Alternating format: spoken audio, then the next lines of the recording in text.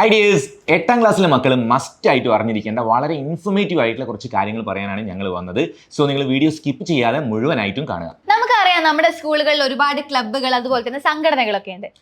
JRC, NCC, SPC, little Kites, maths, science തുടങ്ങിയ ക്ലബ്ബുകളൊക്കെ ഉണ്ട്. ഇത്തരം ക്ലബ്ബുകളിലും സംഘടനകളിലും ഒക്കെ അംഗമാവാനുള്ള ചാൻസ് എന്ന് പറയുന്നത് 8ാം ക്ലാസ്സിൽ പഠിക്കുന്ന മക്കൾക്കാണ്. അപ്പൊ നിങ്ങളുടെ മുന്നിൽ വന്നിരിക്കുന്ന ഒരു സുവർണ അവസരമാണ് ഇത് കേട്ടോ. അതെ, അപ്പൊ നമ്മൾ എങ്ങനെയാണ് ഇത്തരത്തിലുള്ള സംഘടനകളിലേക്കും ക്ലബ്ബുകളിലേക്കും ഒക്കെ ചേരേണ്ടതെന്നും എന്തൊക്കെ ക്രൈറ്റീരിയസ് ആണ് നമ്മൾ ഫോളോ ചെയ്യേണ്ടതെന്നും ഇതിലൂടെ നമുക്ക് എന്തൊക്കെ ഗുണങ്ങളാണ് ഗ്രേസ് മാർക്ക് തുടങ്ങിയിട്ടുള്ള എന്തൊക്കെ ഗുണങ്ങളാണ് കിട്ടുക എന്നുള്ളതൊക്കെയാണ് നമ്മൾ അറിഞ്ഞിരിക്കേണ്ടത്. അപ്പൊ ഇതിനെക്കുറിച്ച് നമ്മൾ അറിയുക എന്നുള്ളത് വളരെ നിർബന്ധമായിട്ടുള്ള ഒരു കാര്യം തന്നെയാണ്. അപ്പൊ പല പാരന്റ്സിനുള്ള ഒരു സംശയമാണ് ഇത്തരത്തിലുള്ള ക്ലബ്ബുകളിലും അതുപോലെ തന്നെ സംഘടനകളിലും ഒക്കെ ഭാഗമാകുന്നത് കൊണ്ട് ക്ലാസ് മിസ്സാവില്ലേ, അതുപോലെ പഠിക്കാനുള്ള സമയം കുറയില്ലേ എന്നുള്ളതൊക്കെ. ഒരിക്കലും ഇതൊരു നഷ്ടമായിട്ട് നിങ്ങൾ കരുതരുത്. സ്കൂൾ എന്ന് പറയുന്നത് അക്കാഡമിക്സിന് മാത്രമുള്ളതല്ല, നോൺ അക്കാഡമിക്സ് ആയിട്ടുള്ള ഇത്തരം കാര്യങ്ങളും വളരെ ഇമ്പോർട്ടന്റ് ആണ് നിങ്ങളുടെ ലൈഫിൽ. അതെ, അത് എന്തുകൊണ്ടെന്ന് വെച്ചാൽ ഒരു ഗ്രൂപ്പ് ആക്ടിവിറ്റിയിൽ പങ്കെടുക്കുന്നതിന്റെ ഭാഗമായിട്ട് നമ്മുടെ ക്യാരക്ടർ ബിൽഡ് ആവാനും അതുപോലെ തന്നെ ഇത് ഒരു ഗ്രേസ് മാർക്ക് കിട്ടാനുള്ള ഒരു കാര്യം കൂടിയാണ്. അതുകൊണ്ട് തന്നെ ഇത് എങ്ങനെ ബുദ്ധിപൂർവ്വം നിങ്ങൾ യൂസ് ചെയ്യാന്നുള്ളതാണ് ഏറ്റവും വലിയ കാര്യം എന്ന് പറയുന്നത്.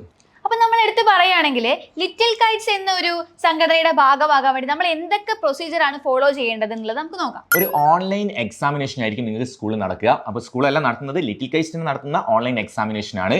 അത് പാസ്സാവുന്നത് അനുസരിച്ചായിരിക്കും നിങ്ങൾക്ക് അഡ്മിഷൻ എടുക്കാൻ പറ്റുക.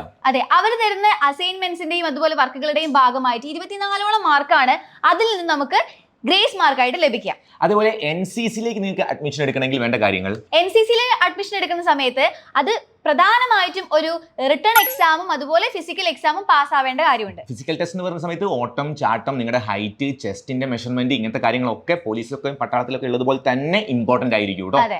പിന്നെ ഇതിന് ഗ്രേസ് മാർക്ക് NCCയുടെ കാര്യം പറയുകയാണെങ്കിൽ 20 മാർക്കോളമാണ് ഗ്രേസ് മാർക്ക് ആയിട്ട് ഉണ്ടാവുക. അതിലും കുറച്ച് വ്യത്യാസമുള്ള കാര്യങ്ങളുണ്ട്. നിങ്ങൾ ശ്രദ്ധിക്കേണ്ട കാര്യം എന്താണെന്ന് വെച്ചാൽ നാഷണൽ ഇവന്റ്സിലൊക്കെ നിങ്ങൾക്ക് പങ്കെടുക്കാൻ പറ്റുകയാണെങ്കിൽ ആ ലെവലിൽ കാര്യങ്ങൾ വരികയാണെങ്കിൽ നിങ്ങൾക്ക് 30 മാർക്കോളം നിങ്ങൾക്ക് ഗ്രേസ് മാർക്ക് ഉണ്ടാവും. പിന്നെ നിങ്ങൾ റിപ്പബ്ലിക് ഡേ പരേഡിൽ പങ്കെടുക്കാൻ ഭാഗ്യം കിട്ടുന്ന ഒരു കുട്ടിയാണെങ്കിൽ 48 മാർക്കോളം നിങ്ങൾക്ക് ഗ്രേസ് മാർക്ക് ഇനത്തിൽ ലഭിക്കുന്നതായിരിക്കും കേട്ടോ. അതെ, ഇപ്പൊ അടുത്തതായി നോക്കുകയാണെങ്കിൽ SPC. അപ്പോ SPCയുടെ ഒരു കാര്യം നോക്കുന്ന സമയത്ത് 22 ആൺകുട്ടികൾക്കും 22 പെൺകുട്ടികൾക്കുമാണ് ഒരു സ്കൂളിൽ നിന്നും ആ ഒരു സംഘടനയിലേക്ക് ഭാഗമാകാൻ വേണ്ടി സാധിക്കുക. അപ്പോൾ ഈ SPCയിലും നിങ്ങൾ ഇതേപോലെ റിട്ടേൺ ടെസ്റ്റും അതേപോലെ ഫിസിക്കൽ ടെസ്റ്റും ഉണ്ടാവും അഡ്മിഷൻ എടുക്കുന്നതിന്റെ ഭാഗമായിട്ട് കേട്ടോ. SPCയുടെ ഭാഗമാകുമ്പോൾ നമുക്ക് കിട്ടുന്ന ഗ്രേസ് മാർക്ക് 20 ആണ്. അതുകൊണ്ട് തന്നെ എല്ലാവരും ഇത്തരത്തിലുള്ള ഏതെങ്കിലും ഒരു സംഘടനയുടെ ഭാഗമാകാൻ വേണ്ടി ശ്രദ്ധിക്കുക. ഓക്കെ, ഇനി നിങ്ങൾക്ക് എന്തെങ്കിലും സംശയങ്ങളും മറ്റും ഉണ്ടെങ്കിൽ തീർച്ചയായിട്ടും കമന്റ് സെക്ഷനിൽ ചോദിക്കുക, ഞങ്ങൾ മറുപടി തരുന്നതായിരിക്കും കേട്ടോ. അപ്പൊ ഇതുപോലെയുള്ള ഇൻഫോർമേറ്റീവ് വീഡിയോസ് ആയിട്ട് നമ്മൾ വീണ്ടും വരുന്നതായിരിക്കും. അപ്പൊ എല്ലാവരും നമ്മുടെ വീഡിയോ ലൈക്ക് ചെയ്യുക, ഷെയർ ചെയ്യുക, ചാനൽ നിർബന്ധമായും സബ്സ്ക്രൈബ് ചെയ്യുക. Okay, by.